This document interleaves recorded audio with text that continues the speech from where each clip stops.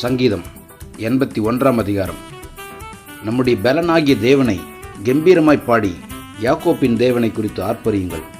தம்புரா வாசித்து வீணையையும் இனிய ஓசையான சுரமண்டலத்தையும் எடுத்து சங்கீதம் பாடுங்கள். மாத பிறப்பிலும் நியமித்த காலத்திலும் நம்முடைய பண்டிகை நாட்களிலும் எக்காலம் ஊதுங்கள். இது இஸ்ரவேலுக்கு பிரமாணமும் யாக்கோபின் தேவன் விதித்த நியாயமுமாயிருக்கிறது.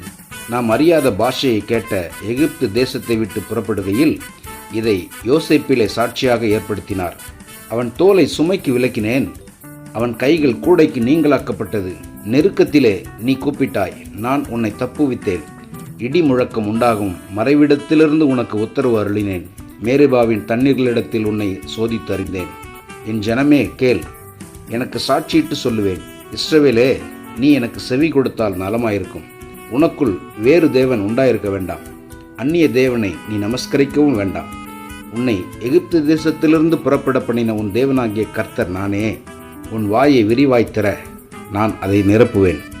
என் ஜனமோ என் சத்தத்துக்கு செவி கொடுக்கவில்லை. இஸ்ரவேல் என்னை விரும்பவில்லை. ஆகையால் அவர்களை அவர்கள் இருதயத்தின் கடினத்திற்கு விட்டுவிட்டேன். தங்கள் யோசனைகளின்படியே நடந்தார்கள். என் ஜனம் எனக்கு செவி கொடுத்து இஸ்ரவேலின் வழிகளில் நடந்தால் நலமாயிருக்கும். நான் சீக்கிரத்தில் அவர்கள் எதிராளிகளை தாழ்த்தி என் கையை அவர்கள் சத்துருக்களுக்கு விரோதமாக திருப்புவேன். அப்பொழுது கர்த்தரை பகைக்கிறவர்கள் அவருக்கு இச்சகம் பேசி அடங்குவார்கள். அவர்களுடைய காலம் என்றென்றைக்கும் இருக்கும். உச்சிதமான கோதுமையினால் அவர்களை போஷிப்பார். கண்மலையின் தேனினால் உன்னை திருப்தியாக்குவேன். ஆமென்.